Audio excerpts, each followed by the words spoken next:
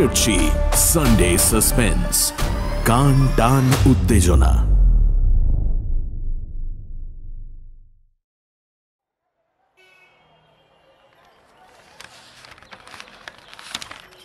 Private detective কে হালদার খবরের কাগজ পড়ছিলেন, হাতে নস্যির কৌটো। হঠাৎ বলে উঠলেন, হ্যাঁ পিচাস। কথাটা পিচাস নয়, পিশাচ হালদার মশাই। উত্তেজিত হলেই ঢ্যাঙা গড়নের এই গোয়েন্দা ভদ্রলোক আরও ঢ্যাঙা হয়ে ওঠেন যেন। গোফের ডগা তিত্তির করে কাঁপে। বললেন, মশাই ৩৪ বৎসর পুলিশে সার্ভিস করছি, অন্ধকারে বন বাদারে শ্মশান মেশানে ঘুরছি, কখনো পিচাস দেখি নাই। কর্নেল স্যার, আপনি দেখছেন নাকি? কর্নেল নীলাদ্রি সরকার একটা গাবদা পুরনো বই পড়ছিলেন। দাঁতের ফাঁকে আটকানো চুরুটের নীল ধোঁয়া তাঁর চকচকের টাকের ওপর কুণ্ডুলি পাকিয়ে খেলা করছিল।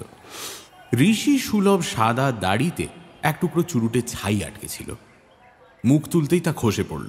বললেন, এই হালদার মশাই, পিচাস না দেখিনি, তবে শুনেছি পিশাচ নাকি শ্মশানের আশেপাশে থাকে, মরা খায়। ধুমগড়ের পিচাস ব্যাবাক একটা মরা খাইয়া ফেলাইছে। হালদার মশাই আবার একটি নস্যি নিলেন। উত্তেজনার সময় দেশওয়ালি ভাষায় কথা বলাই ওর অভ্যেস। জয়ন্ত বাবুকে পেপার না লিখলে কথা ছিল, ৬ লক্ষ সার্কুলেশন, তাই না জয়ন্ত বাবু?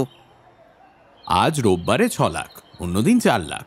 কিন্তু দৈনিক সত্যসেবক পত্রিকার ওই খবরটা মোটেও এক্সক্লুসিভ নয়, নিউজ এজেন্সির পাঠানো খবর। কাজেই এই খবরকে গুরুত্ব দেওয়া ঠিক নয়।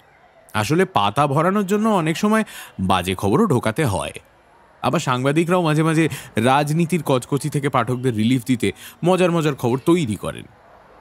বিশেষ করে আজ রোববার ছুটির দিন, পাঠকদের একটু আনন্দ দেওয়া মন্দ কি? জয়ন্তের কথায় কান দেবেন না হালদার মশাই। ধুমঘরের শ্মশানে সত্যিই পিশাচের ডেরা আছে। পিশাচটা একটা মরার পেট চিরে নাড়ি ভুড়ি খেয়েছে। গোয়েন্দা ভদ্রলোক তড়াক করে উঠে দাঁড়ালেন। তারপর যথারীতি বলে জোরে বেরিয়ে গেলেন। সানডে সাসপেন্স ক্লাসিক্সে শুনবেন সৈয়দ মুস্তাফা সিরাজের লেখা ধুমগড়ের পিশাচ রহস্য। সৈয়দ মুস্তাফা সিরাজের জন্ম 14 অক্টোবর 1930, মৃত্যু 4 সেপ্টেম্বর 2012। তাঁর সৃষ্ট গোয়েন্দা চরিত্র কর্নেল নীলাদ্রি সরকার ভারতীয় সেনাবাহিনীর একজন অবসরপ্রাপ্ত অফিসার, যিনি নিজের ক্ষুরোধার বুদ্ধির সাহায্যে অপরাধের তদন্ত করেন। কর্নেলের সঙ্গে থাকেন তাঁর সাংবাদিক বন্ধু জয়ন্ত এবং প্রাক্তন পুলিশ অফিসার কে হালদার। কর্নেলের গল্প প্রথম প্রকাশিত হয় 1970 সালে।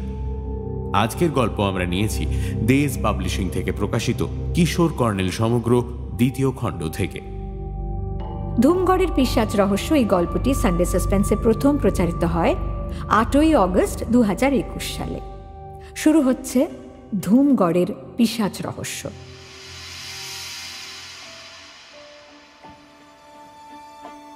সর্বনাশ, হালদার মশাই সত্যি ধুমগড়ে গোয়েন্দাগিরি করতে যাচ্ছেন নাকি?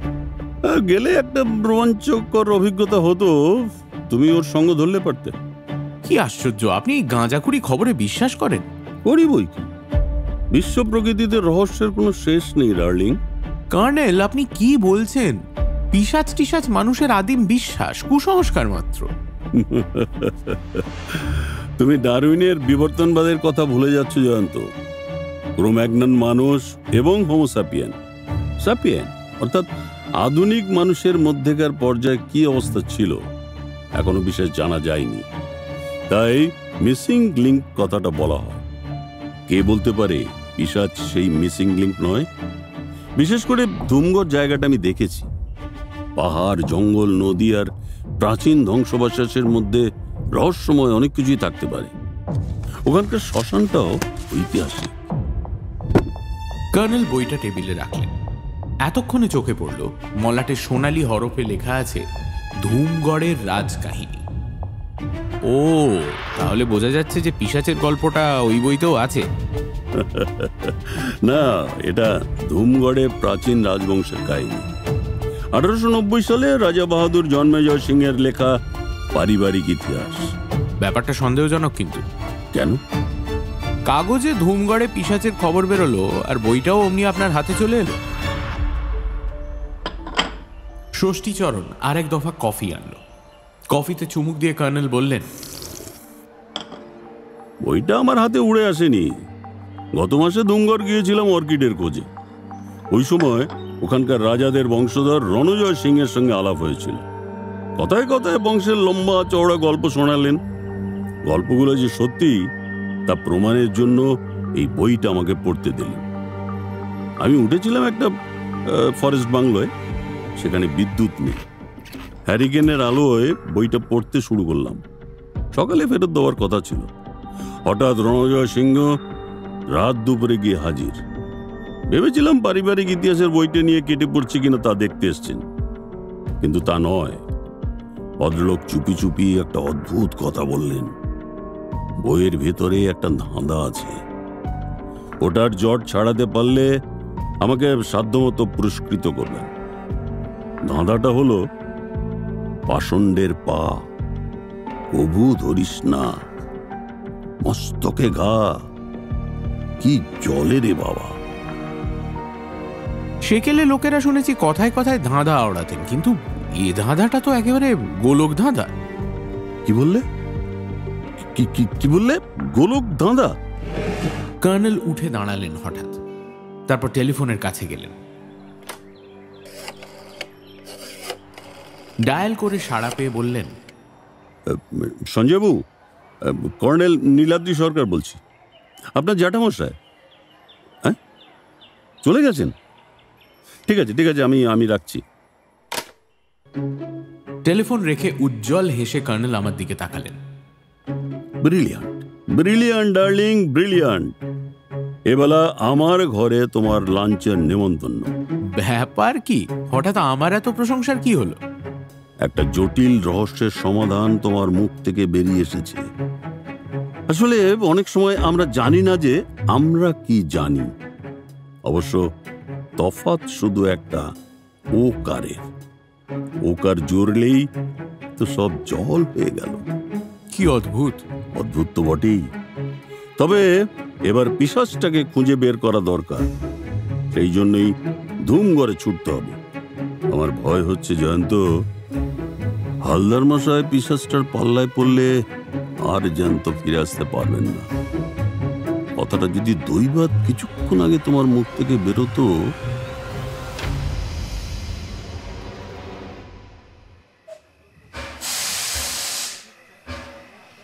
রাত 11টা নাগাদ ট্রেন থেকে নেমে দেখি ছোট্ট স্টেশন, নিরিবিলি শুনশান জাতি।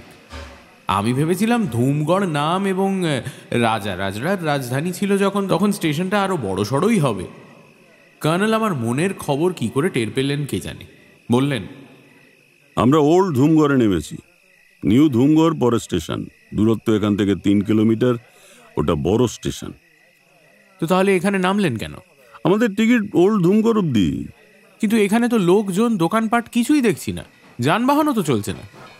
সেটাই তো সুবিধে। বলে কর্নেল পা বাড়ালেন। গেটে টিকিট নেওয়ার লোক নেই।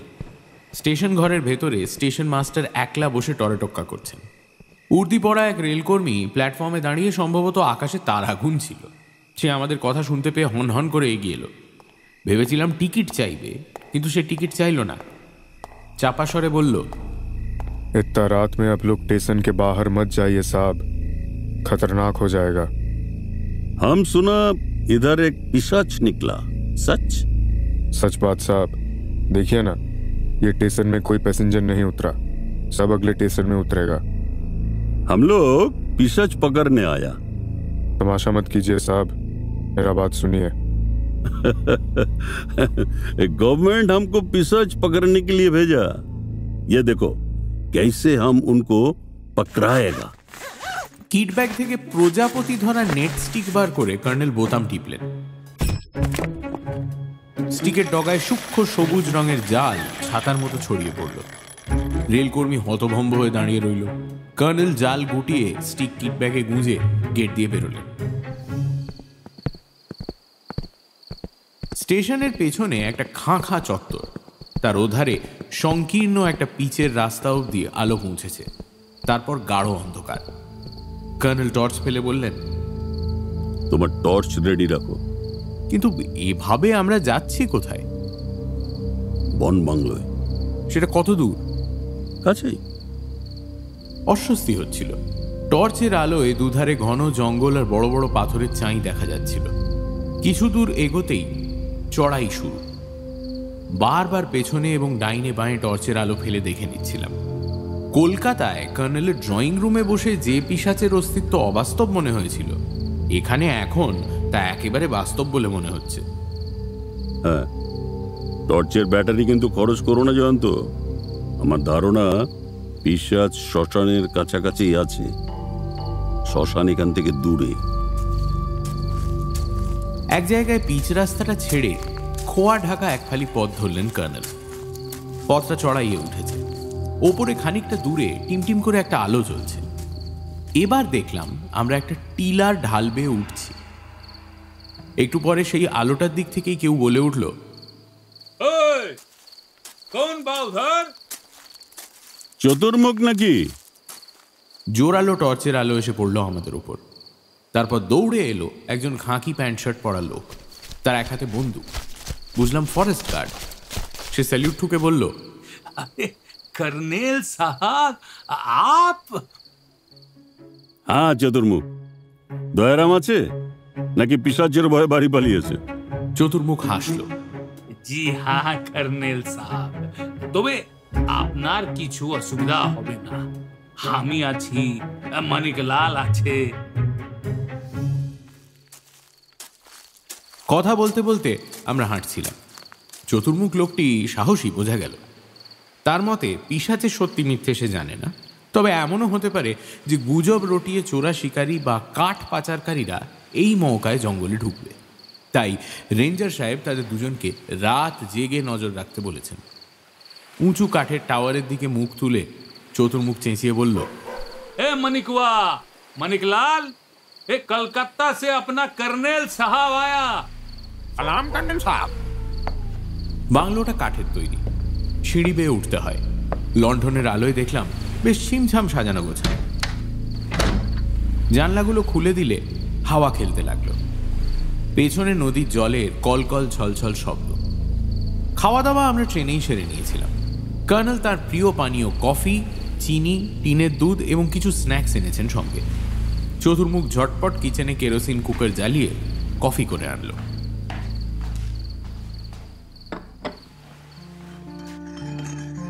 পিশাচের গল্পটা চতুর্মুখ সবিস্তারে শোনালো এবং আগেই বলে দিল সবই তার শোনা কথা।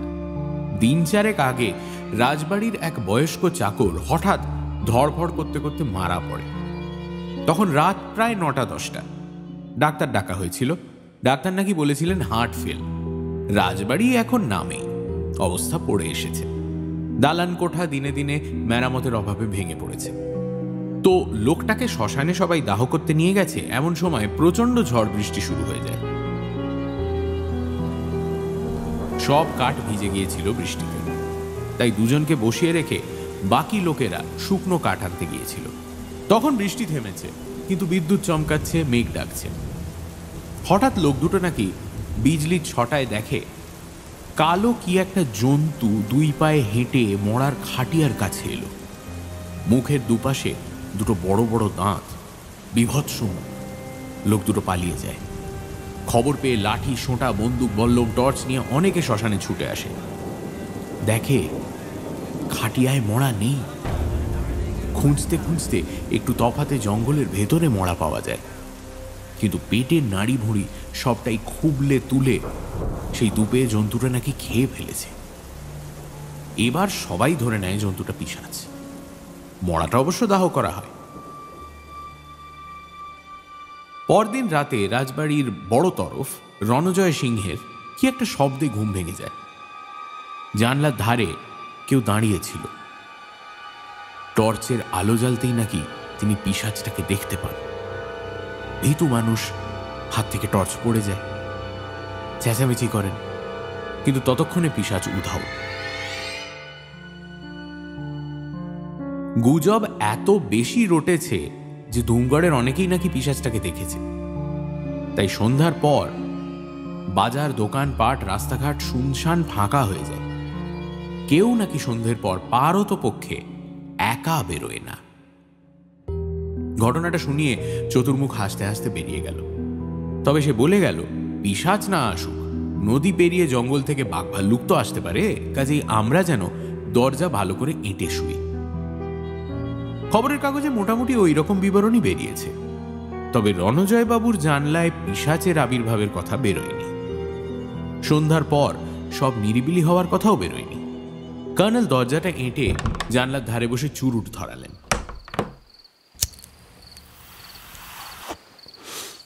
হ্যাঁ, শুয়ে পড়ো জয়ন্ত। আপনি কি পিশাচের জন্য রাত জাগবেন নাকি? না, ধুমঘরের রাজকাহিনীর শেষ কয়েকটা পাতা পড়ে তারপরে ঘুমোবো। আর পড়ে লাভ কি? আপনি তো বলছিলেন একটা জটিল রহস্যের সমাধান হয়ে গেছে। তোমার সাহায্যেই হয়ে গেছে। গোলক ধাঁধা শুনে একটা ওকার জুড়লেই সব জল হয়ে গেছে। প্লিজ কর্নেল, রাত্রির বেলা হেঁয়ালি করবেন না। এই ওকারের চোটে মাথা ভোঁ ভোঁ করছে আমার। গোলক ধাঁধার গোলকের একটা ওকার দরকার ছিল, অর্থাৎ গোলোক। রাজবাড়ির যে বয়স্ক চাকর হঠাৎ ধরপর করে মারা গেছে, তার নাম ছিল গোলক। ও, বুঝলাম। তো গোলক থেকে কি রহস্য ফাঁস হলো? রাত বিরেতে হঠাৎ ধরফর করতে করতে মরে গিয়ে গোলকই রহস্য ফাঁস করে গেছে। তার মানে? ওই শোনো, কেউ ডাকছে, কাছাকাছি কোথাও বাঘ ঘুরে বেড়াচ্ছে। ঘুমিয়ে পড়ো। কর্নেল অভ্যেস মতো প্রাতঃভ্রমণে বেরিয়েছিলেন। ফিরে এসে আমার ঘুম ভাঙালেন। বললেন, দয়ারামকে সাহস দিয়ে এলাম। চতুর্মুখ আর মানিকলাল রাত জেগে ডিউটি করে, ওদের ঘুমানো দরকার। দয়ারাম বাংলোর চৌকিদার। সেও খুব ফেনিয়ে ফাঁপিয়ে পিশাচ কাহিনী শোনাল। সে জনৈক ফটোগ্রাফার রামবাবুর কথা বলল। রামবাবু নাকি পিশাচটার ফটো তুলেছেন। রাতে ওর জানলায় পিশাচটা গিয়ে নাকি উঁকি দিচ্ছিল। উপস্থিত বুদ্ধি খাটিয়ে রামবাবু ক্যামেরার ফ্ল্যাশ বাল্বের সাহায্যে ছবি তোলেন। ব্রেকফাস্টের পর কর্নেলের সঙ্গে বেরোলাম। প্রায় 1 কিলোমিটার যাওয়ার পর বসতি এলাকা চোখে পড়ল। বাঁদিকে নদী। নদীর ধারে প্রাচীন রাজধানীর ধ্বংসাবশেষ জঙ্গলে ঢাকা পড়েছে। টিলার গায়ে একটা কেল্লাও দেখতে পেলাম। কেল্লার আস্ত নেই অবশ্য। কেল্লার নিচ দিয়ে কিছুটা যাওয়ার পর বিশাল প্রাচীন একটা শিব মন্দির দেখলাম। মন্দিরের ওপাশে ভাঙাচোরা দোতলা বাড়িটাই রাজবাড়ি। গেট ধসে পড়েছে। দুধারে পাম গাছের সারি পুরনো আভিজাত্যের সাক্ষ্য হয়ে দাঁড়িয়ে আছে। আমাদের দেখতে পেয়ে রোগা এবং পাতা চাপা ঘাসের মতো ফ্যাকাশে গায়ের রং এক ভদ্রলোক এগিয়ে এসে নমস্কার করলেন। কর্নেল আলাপ করিয়ে দিলেন। রাজবংশের বড় তরফ রণজয় সিংহ। রণজয়বাবু বললেন, আপনি 2 দিন পরে আসবেন বললেন, তাই চলে এলাম কলকাতা থেকে। হ্যাঁ, হঠাৎই চলে এলাম। আমার এই তরুণ সাংবাদিক বন্ধু রাজা বাহাদুর জন্মেজয় সিং এর ধাঁধার জট ছাড়াতে সাহায্য করেছে। কি বলে যে আপনাকে ধন্যবাদ দেব, কথা খুঁজে পাচ্ছি না কর্নেল সাহেব। চলুন চলুন চলুন, ঘরে গিয়ে বসা যাক। চলুন। পরে বসা যাবে। প্রথমে আমাকে কয়েকটা প্রশ্নের উত্তর দিন। বলুন। বৃহস্পতিবার রাত্রে গোলক কি মন্দির চত্বরে মারা গিয়েছিল? হ্যাঁ, মন্দির চত্বরে। আপনার চোখের সামনেই তো ধরফর করতে করতে মারা গিয়েছিল। হ্যাঁ, মানে আমি ওকে ভোরে কলকাতায় আমার ভাইপো সঞ্জয়ের কাছে পাঠাবো ভেবেছিলাম, তাই ওকে খুঁজছিলাম আর কি। ইদানিং প্রায় দেখতাম সন্ধ্যার পর গোলক ওই মন্দির চত্বরে গিয়ে বসে থাকতো। জিজ্ঞেস করলে বলতো, মনে সুখ নেই বড়বাবু, তাই দেবতার কাছে শান্তি খুঁজছি। গোলক বলতো? হ্যাঁ, বলতো বলেই মানে মন্দিরে গিয়েছিলাম খুঁজতে। যেই গোলক বলে ডেকেছি অমনি কেমন যেন চমকে উঠল। মন্দির চত্বরের উপর বাড়ির দোতলার ঘরের আলোটা এসে পড়ে, সব স্পষ্ট দেখা যায়। ওকে চমকে উঠতে দেখে বললাম, কি হয়েছে রে? সঙ্গে সঙ্গে হঠাৎ বুক চেপে ধরে পড়ে গেল। তারপর একেবারে কাটা পাঁঠার মতো ধড়ফড় করতে করতে স্থির হয়ে গেল। তা ডাক্তার এসে কি বললেন? Heart fail. রণজয় বাবু, সত্যিই কি ডাক্তার এসে বললেন হার্ট ফেল? আমার ধারণা ডাক্তার বলেছিলেন আত্মহত্যা করেছে গোলক। পুলিশের ঝামেলার ভয়ে আপনি ডাক্তারকে অনুরোধ করেছিলেন হার্ট ফেলের উল্লেখ করে ডেথ সার্টিফিকেট দিতে। আগে হ্যাঁ, গোলক সায়ানাইড জাতীয় কিছু খেয়েছিল। কোনো কারণে ইদানিং ওর চাল চলনে কেমন যেন একটা অস্থিরতা লক্ষ্য করতাম। গত বছর ওর বউ মারা যায়। ছেলেপুলে ছিল না, কাজেই মানসিক অশান্তি ওর আত্মহত্যার কারণ। রঞ্জয়বাবু, আপনারা তো দুই ভাই। হ্যাঁ, আমি আর সঞ্জয়ের বাবা ধনঞ্জয়। ধনঞ্জয় ক্যান্সারে মারা যান। আপনার কাছে আপনার শ্যালক থাকেন, কি যেন নাম? চণ্ডী। চণ্ডীবাবু আছেন? চণ্ডী কখন আছে কখন নেই সেটা বলা খুব কঠিন।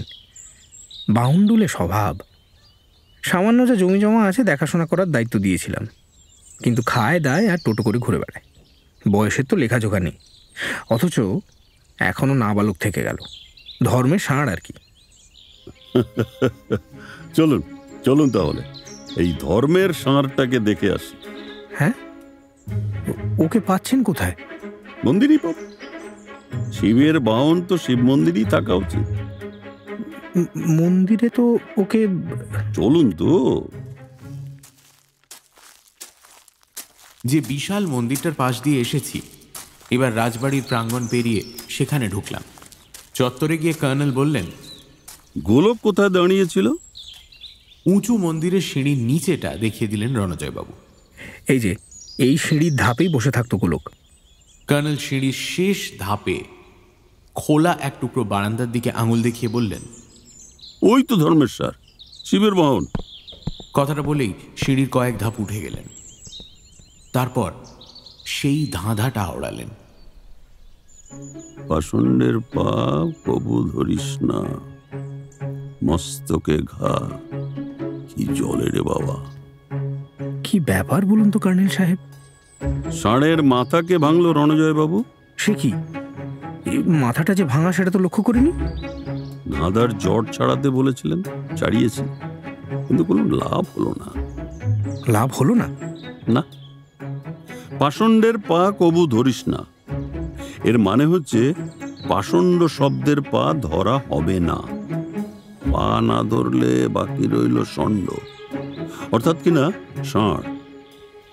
এবার মস্তকে ঘা, তার মানে ষাঁড়ের মাথায় ঘা মারতে হবে।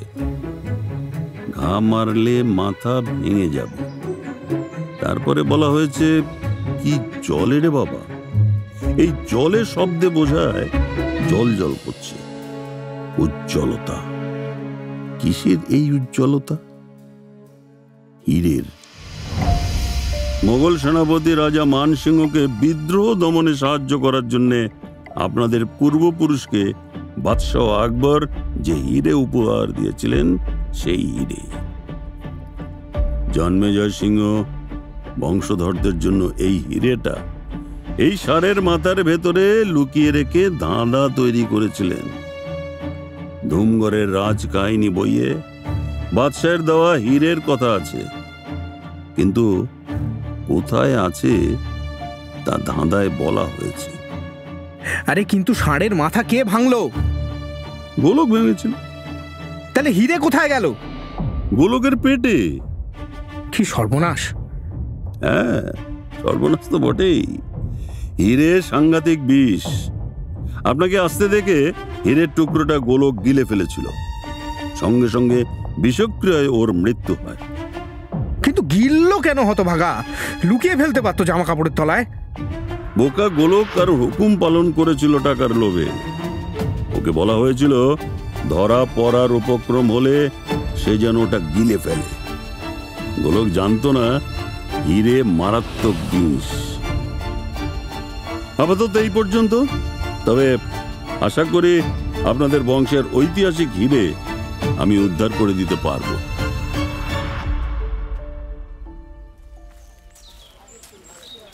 রাজবাড়ি থেকে বেরিয়ে গিয়ে বললাম, তাহলে কলকাতায় বসে ঠিকই রহস্যের জট ছাড়াতে পেরেছিলেন, কিন্তু পিশাচ ব্যাপারটা তো বোঝা যাচ্ছে না। বোঝা যাবে, বোঝা যাবে।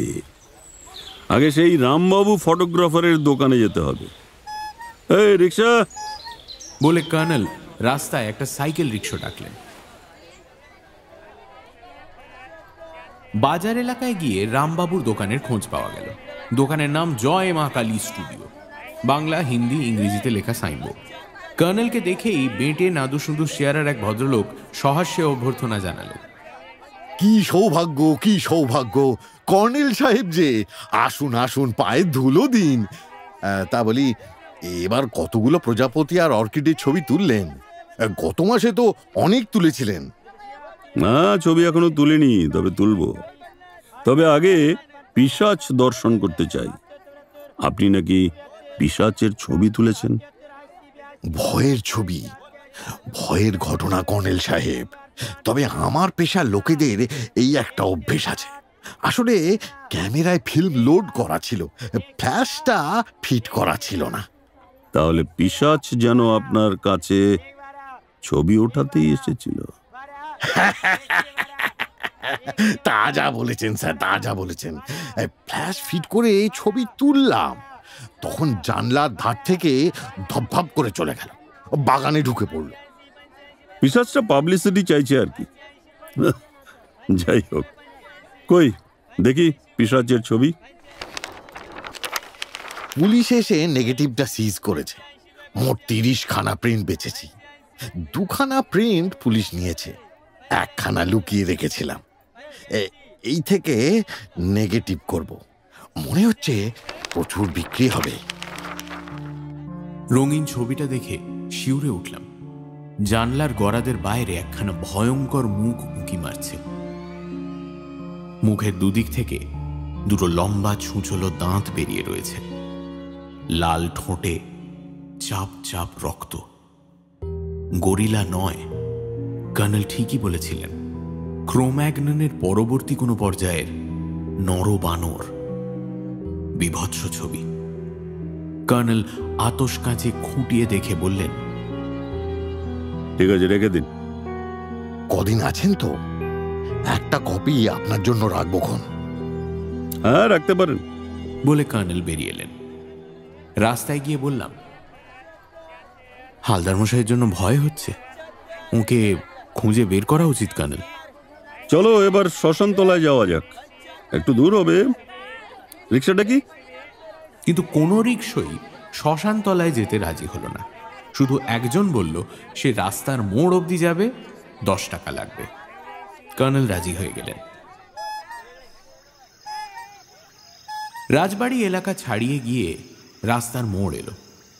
রিক্সাওয়ালা বলল, ये वाला रास्ते से सीधा चला जाइए।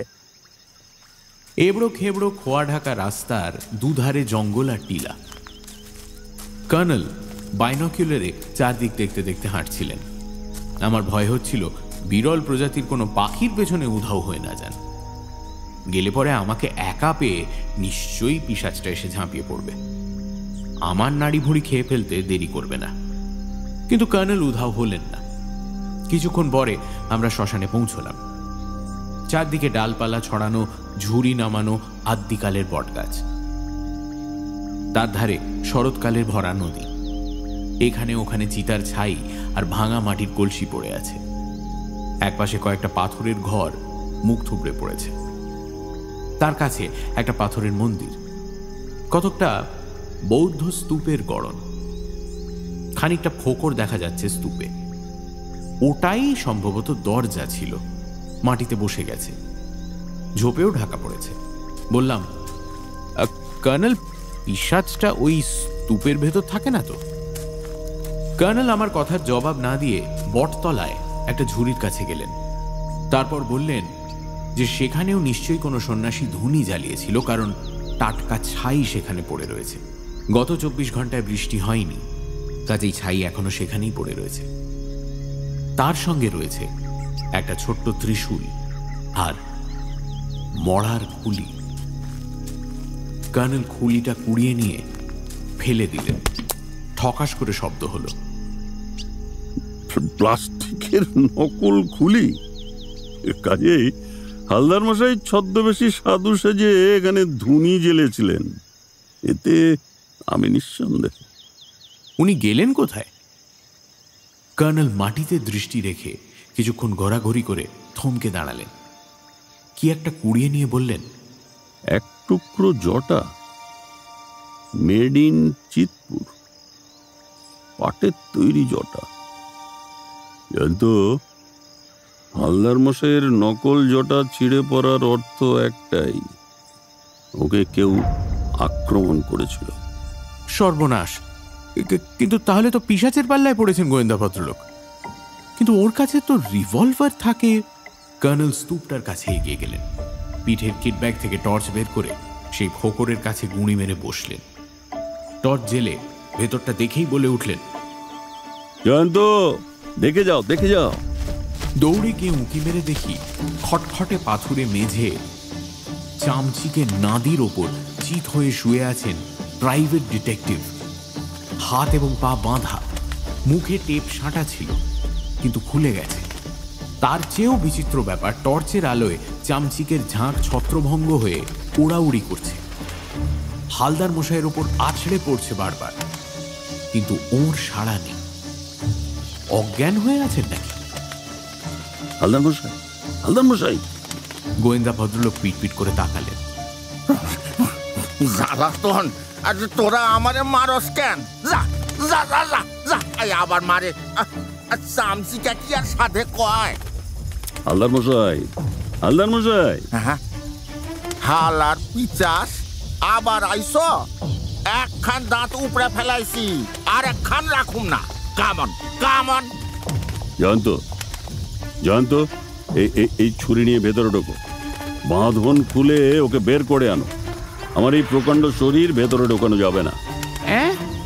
কিন্তু বড্ড চামচিকে যে। দেরি করো না, দেরি করো না, চামচিকের চাটিতে মাথা খুলে যাবে। চোখ বুঝে ঢুকে পড়লাম।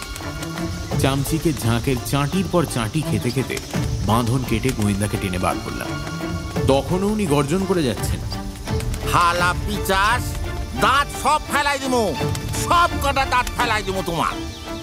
আধখানা নকল দাড়ি মুখের পাশে ঝুলছে, জটার খানিকটা আটকে গেছে, পরনে লাল খাটো লুন, গলায় রুদ্রাক্ষের মালা ছিঁড়ে ঝুলছে, গোফের কোনায় সেলোটেপও ঝুলছে। বাইরে বেরিয়ে ওর হুঁশ হলো, চোখ মুছে বললেন, হালার পিচাসটা গেল কই? নদীর জলে মুখ কাঁধ রোগরে ধুয়ে নিন হালদার মশাই। হালদার মশাই তড়াক করে উঠে দাঁড়ালেন। কর্নেল স্যার, জয়ন্ত বাবু, আপনারা আইয়া পড়ছেন। পিচাসটারে আমি জব্দ করছি, একখান দাঁত। নদীতে চলুন হালদার মশাই, গোফের পাশে টেপ ঝুলছে, জল না দিলে আটকে থাকবে। কর্নেল ওকে টানতে টানতে নদীর ধারে নিয়ে গেলেন। হালদার মশাইয়ের মুখে জানা গেল কলকাতা থেকে এসে তিনি নিউ ধুমগড়ে একটি হোটেলে উঠেছিলেন। তারপর কাল রাত 9টায় শ্মশানতলায় এসে ধুনি জেলে সাধু সেজে বসেন। শেষ রাতে ঘুমের ঢুলুনি চেপেছিল। হঠাৎ পেছন থেকে পিশাচ নাকি এসে তাকে বেকায়দায় ফেলে বন্দি করে। তারপর টানতে টানতে তাকে ওই স্তূপের ভেতরে ঢোকায় হালার পিচাস। মুখে টেপ সেঁটে দিয়েছে, চেঁচানোর জো ছিল না। জয়ন্ত, এই অবস্থায় হালদার মশাই হোটেলে ফিরতে গেলে পাগল ভেবে লোক জমে যাবে। এখান থেকে সোজা নাক বরাবর হেঁটে গেলে ফরেস্ট বাংলো দেখতে পাবে। ওকে নিয়ে গিয়ে তোমার জামা কাপড় পরিয়ে দাও, ওর কিছু খাওয়া দাওয়া দরকার। দেরি করো না, আমি অন্যদিকে যাচ্ছি। হালদার মশাই হঠাৎ লাফিয়ে উঠলেন। আমার রিভলভার গেল কই? আসনের তলায় রাখছিলাম। মেড ইন চিতপুর নকল বাঘছালের আসনটা খুঁজে পাওয়া গেল না। পিশাচ আপনার রিভলভারের লোভ ছাড়তে পারেনি। ফায়ার আর্মস পিচাসের কোন কামে লাগবো? কর্নেল আর কোনো কথা না বলে চলে গেলেন। এরপর হালদার মশাইকে নিয়ে আমি কিভাবে যে বাংলোয় পৌঁছলাম তা কর্তব্য নয়। সারা পথ বুক ঢিপঢিপ করছিল। এই বুঝি পিশাচটা ঝোপের আড়াল থেকে বেরিয়ে ঝাঁপিয়ে পড়ে। চৌকিদার দয়ারাম হাঁ করে তাকিয়ে গোয়েন্দা ভদ্রলোককে দেখছিল। বললাম, আরে শিগগির ওকে কিছু খাইয়ে দাও দয়ারাম। হালদার মশাই, আপনি বরং স্নান করে নিন, ওই দেখুন কুয়ো আছে। দয়ারামের কাছে জানা গেল কুয়াটা আসলে এই টিলার মাথায় একটা প্রস্রবণ। ওটা ছিল বলেই বন দপ্তর এখানে বাংলো তৈরি করেছিল। স্নান করে আমার পাঞ্জাবি পাজামা পরে হালদার মশাই শুধু 2খানা টোস্ট আর 1 কাপ কফি খেলেন। তারপর আমার বিছানায় শুয়ে নাক ডাকিয়ে ঘুমোতে শুরু করলেন। কর্নেল এলেন বেলা 2টো নাগাদ। হালদার মশাইকে ঘুম থেকে উঠিয়ে বললেন, আপনার রিভলভারটা উদ্ধার করেছি, এই নিন। কোথায় পেলেন ওটা? পিশাচের ডেরায় সিনথেটিক বাঘছালে মোড়া ছিল। বাঘছালটা একই অবস্থায় রেখেছি। জায়গাটা আপনি খুঁজে বের করেছেন? হ্যাঁ, পশু পাখি কীট পতঙ্গ সব প্রাণীরই ডেরা থাকে, কাজেই পিশাচেরও একটা ডেরা থাকা উচিত। যাই হোক, এখন আর ওসব নিয়ে কোনো কথা নয়। হিরে উদ্ধার করা বাকি আছে। লাঞ্চ খেয়ে একটু জিরিয়ে নিয়ে বেরোবো। বেলা 3টে নাগাদ আমরা বেরোলাম বাংলো থেকে। হালদার মশাই, একটা কথা, দৈবাত যদি আমরা পিশাচটাকে জঙ্গলে দেখতে পাই, যেন গুলি ছুড়বেন না। তবে রিভলভার বের করে ওকে ভয় দেখাতে পারেন, কিন্তু কখনো গুলি ছুড়ে বসবেন না।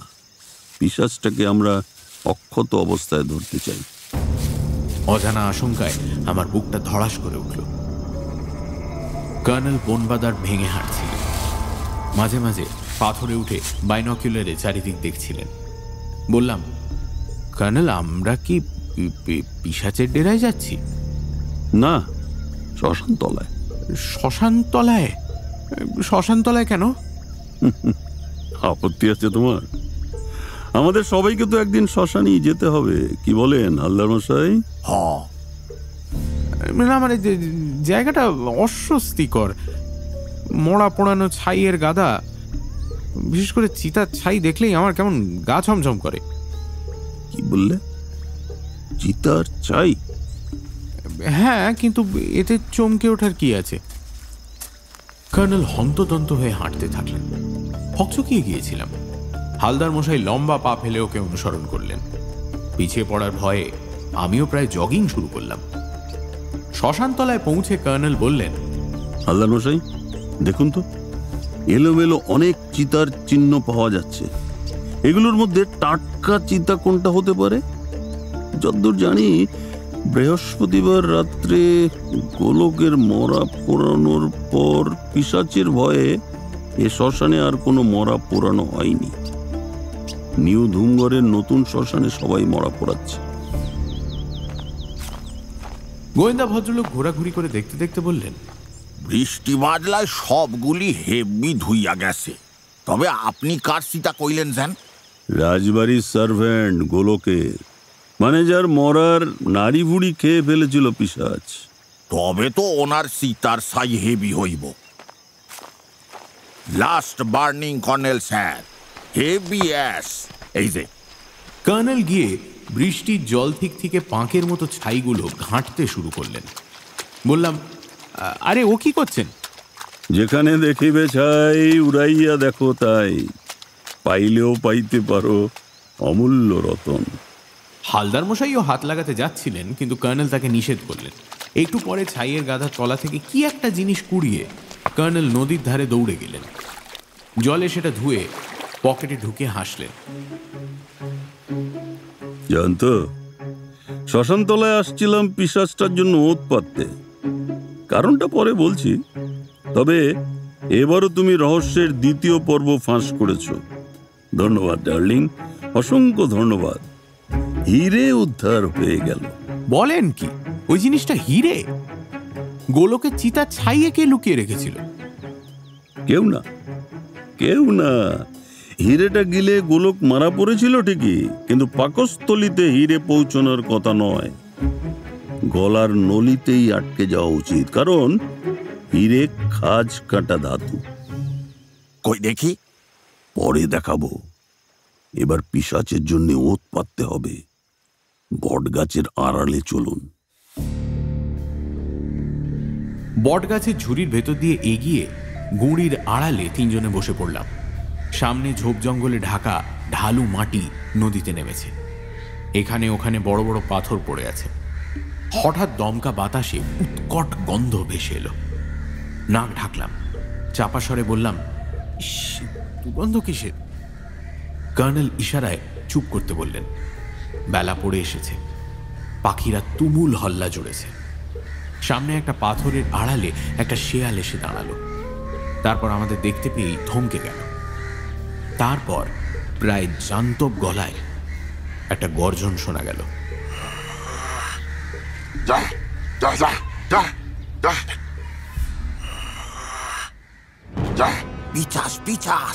এবার পিশাচের শরীরের খানিকটা দেখতে পেলাম। কালো লোমশ শরীর, মুখ এদিকে ঘোরাতেই শিউরে উঠলাম। একটা কষ দাঁত ছুঁচলো হয়ে বেরিয়ে আছে, অন্যটা হালদার মশাই ভেঙে দিয়েছেন বলেছিলেন। ভাঁটার মতো চোখ, ভয়ঙ্কর মুখ। পাথরটার পাশে সে বসে পড়ল। তারপর বুঝলাম সে মাটি কোপাচ্ছে, এবং যতই সে মাটি কোপাচ্ছে তত দুর্গন্ধ বাড়ছে। এ কিসের দুর্গন্ধ? তিনজন তিন দিক থেকে ঘিরে ফেলো। আগে হালদার মশাই, তারপর কর্নেল, শেষে আমি গিয়ে পিশাচকে ঘিরে ধরলাম। কর্নেল এবং হালদার মশাইয়ের হাতে রিভলভার। পিশাচ লাফ দিয়ে উঠে দাঁড়ালো। অবাক হয়ে দেখলাম সে কোদাল দিয়ে মাটি খুঁড়ছে। পিশাচটা গর্জন করতেই কর্নেল বললেন, এক পা নড়লে খুলি ফুটো হয়ে যাবে। পিশাচ নদীতে ঝাঁপ দেওয়ার আগেই হালদার মশাই এক লাফে তার সামনে গেলেন। হাল আর পিচাস, ঘুঘু দেখছো, ফান্দ দেখো না। কর্নেল গিয়ে পিশাচের মুখে চাঁটি মারার মতো করে বাঁ হাত চালালেন এবং হতভম্ব হয়ে গেলাম। এই যে দেখি পিশাচের মুখোশ পরা একটা লোক। চণ্ডীবাবু, গোলকের পাকস্থলীতে খাঁজ কাটা হিরে পৌঁছানোর কথা নয়, কাজেই ওর নাড়ি ভুড়ি কেটে তুলে এনে এখানে পুঁতে রোজ একবার তা কাটাকুটি করে হিরে হাতড়ানোর কোনো মানে হয় না। খামোকা রোজ ওই পচা দুর্গন্ধ জিনিসগুলো ঘাটা পণ্ডশ্রম। হালদার মশাই এক টানে কালো লোমশ আবরণ খুলে রণজয় বাবুর শ্যালক চণ্ডীবাবুকে বের করলেন। চকাশ করে একটা ছুরিও পড়ল। চিতপুরে কিনেছিল, তবে ছুরিখানা রিয়েল ছুরি। শ্রীগালটা গেল কই? পচা নাড়ি ভুড়িগুলো শ্রীগালের প্রাপ্য। চলুন চণ্ডীবাবু, এবার অন্য শ্বশুরালয়ে আপনার থাকার ব্যবস্থা হবে। বলছি স্যার, আমি হিরে চুরি করিনি। আমি হিরে চুরি করিনি স্যার, আমি হিরে চুরি করিনি। না না, হিরে নিজের হাতে চুরি করেননি। ষাঁড়ের মাথা ভাঙার ঝুঁকিও নিতে চাননি। গোলকের হাত দিয়ে কাজটা সারতে চেয়েছিলেন। আপনি অত্যন্ত ধুরন্ধর চণ্ডীবাবু। আপনার বুদ্ধির প্রশংসা করা উচিত। জন্মেজয় সিং এর ধাঁধার জট চালিয়েছিলেন আপনি, তারপর অনবদ্য আপনার পরিকল্পনা। গোলক হাতে নাতে ধরা পড়লে পাছে আপনার কারচুপি ফাঁস করে দেয়, তাই আপনি ওকে হিরেটা গিলে ফেলতে বলেছিলেন। তারপরে পিশাচ সেজে শ্মশানে ভয় দেখিয়ে লোকগুলোকে তাড়িয়ে গোলকের নাড়ি ভুড়ি কেটে এনে এখানে পুঁতেছিলেন। পিশাচ যে সত্যি সত্যি গোলকের নাড়ি ভুড়ি খেয়েছে এবং বিশেষ করে সত্যি এখানে পিশাচের আবির্ভাব হয়েছে তা এস্টাবলিশ করার জন্য শুধু রণজয় বাবুর জানলায় নয়, ফটোগ্রাফার রামবাবুর জানলাতেও হাজির হয়েছিলেন। কারণ আপনি জানতেন রামবাবু ফটো না তুলে ছাড়বেন না, তাই অতক্ষণ দাঁড়িয়েছিলেন। এতে আপনার পাবলিসিটি হবে। তবে রামবাবুর কাছে আপনার পিশাচ মূর্তির ফটো আতশ কাঁচে খুঁটিয়ে দেখে বুঝেছিলাম এটা মুখোশ মাত্র। তারপর এখানে এসে দুর্গন্ধ টের পেয়েছিলাম।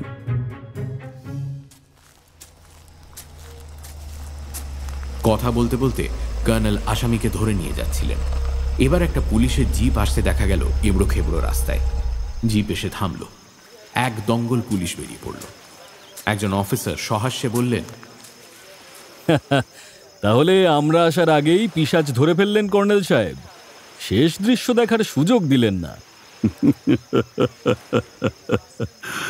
বেলা থাকতে থাকতে পিশাচ এসে মাটি খুঁড়বে জানতাম না। ভেবেছিলাম সন্ধে না হলে আসবে না, কিন্তু ওর তর সইছিল না। যাকে আপনারা থানায় চলুন, আমি রাজবাড়ি হয়ে থানায় যাব। পুলিশের গাড়ি চলে গেল। কর্নেল স্যার, হালা পিচাসের ডেরা, হোয়ার ইজ দ্যাট প্লেস? রাজবাড়িতেই রাজবাড়ির শ্যালকের ডেরা থাকা কি স্বাভাবিক নয়? রণজয় বাবুর কাছে ওর শ্যালকের ঘরের চাবি ছিল না, আমার কাছে সবসময় মাস্টার কি থাকে, তাই দিয়ে করলাম। আপনার বাকচালে মোরা রিভলভারটাও পেলাম, কয়েকটা চিঠিও পেলাম। কলকাতার এক জুয়েলারি কোম্পানি হিরে কিনতে চেয়েছিল, তাদের গতকাল এখানে আসার কথা ছিল। নিউ ধুমগড় হোটেল প্যারাডাইসে তারা অপেক্ষা করবে। দুপুরে ওখানে গিয়ে খোঁজ নিলাম, তাদের সঙ্গে চণ্ডীবাবু লাঞ্চ খাচ্ছিলেন ডাইনিং হলে। সেখান থেকে ভাগ্যিস বাড়ি ফেরেনি, তাহলে ঘরে ঢুকে সব টের পেয়ে সাবধান হয়ে যেত। যাকে রণজয় বাবু অপেক্ষা করছেন, হিরেটা তার হাতেই পৌঁছে দিয়ে আমার ছুটি। হীরা খান, একবার দেখাইবেন না কর্নেল স্যার? চোখ জ্বলে যাবে। ধুমগড়ের রাজকাহিনীর দাঁদায় বলা আছে, পাষণ্ডের পা প্রভু ধরিস না, মস্তকে ঘা কি চলে রে বাবা। বুঝছি বুঝছি। কি যে বুঝলেন তা অবশ্য বললেন না। সানডে সাসপেন্স ক্লাসিক্সে আজ শুনলেন সৈয়দ মুস্তাফা সিরাজের লেখা ধুমগড়ের পিশাচ রহস্য। গল্প পাঠে বাসুদেব কর্মকার, দীপ, মীর, বিশাল, দীপ বসু, সায়ক আমান, অগ্নি, দেবজ্যোতি ঘোষ, সোমক এবং সাক্ষ্য। শব্দগ্রহণ রিচার্ড, ধ্বনি পরিকল্পনা ও আবহ সঙ্গীতে সৌম্য এবং শুভ, প্রচার অলঙ্করণ গ্রিনিং ট্রি, পর্ব পরিচালনায় দীপ।